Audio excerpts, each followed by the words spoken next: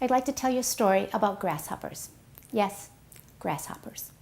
When my children were 10 and 13, we went to Oaxaca, Mexico for a Spanish language immersion program.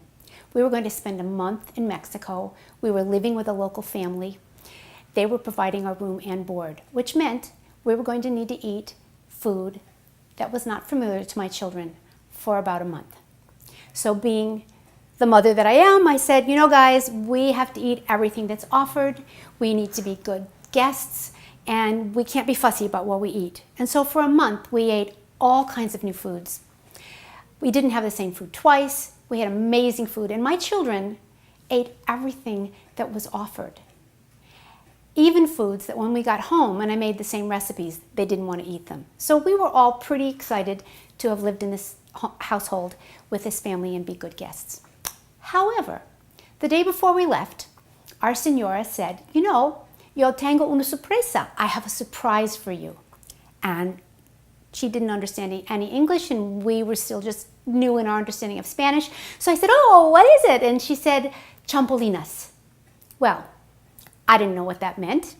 So I looked it up in my handy dandy little Spanish dictionary, and it said grasshoppers. So I said to her, well, where are they? And she brought a big bowl. She had a bowl of grasshoppers.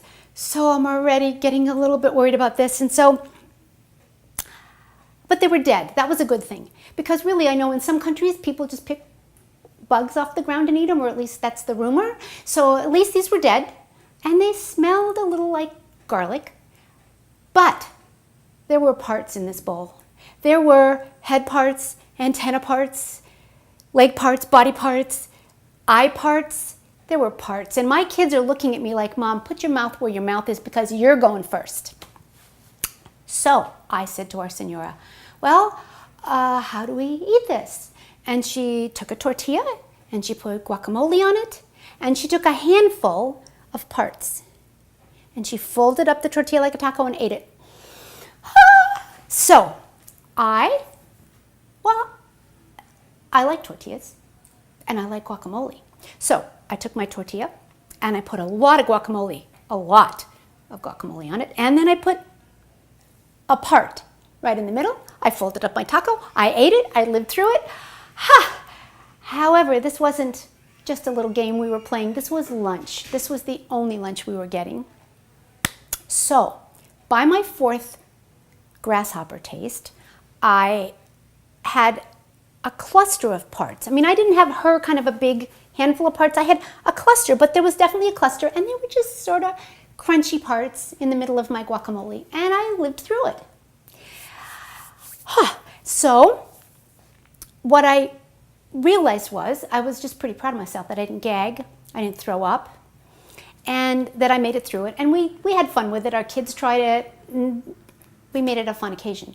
But what I realized as a feeding therapist later on was that I did the same kind of tiptoeing into a new food that some of our really worried kids do.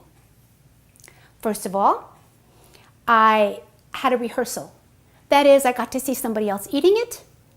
I got to smell it and sort of get an idea that it smelled like garlic.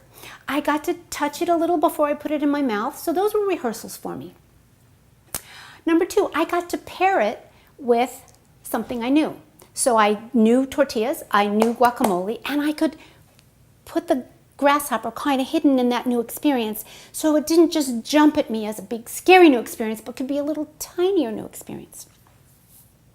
And most importantly, I got to put this taste in my own mouth myself and go at the pace I could handle.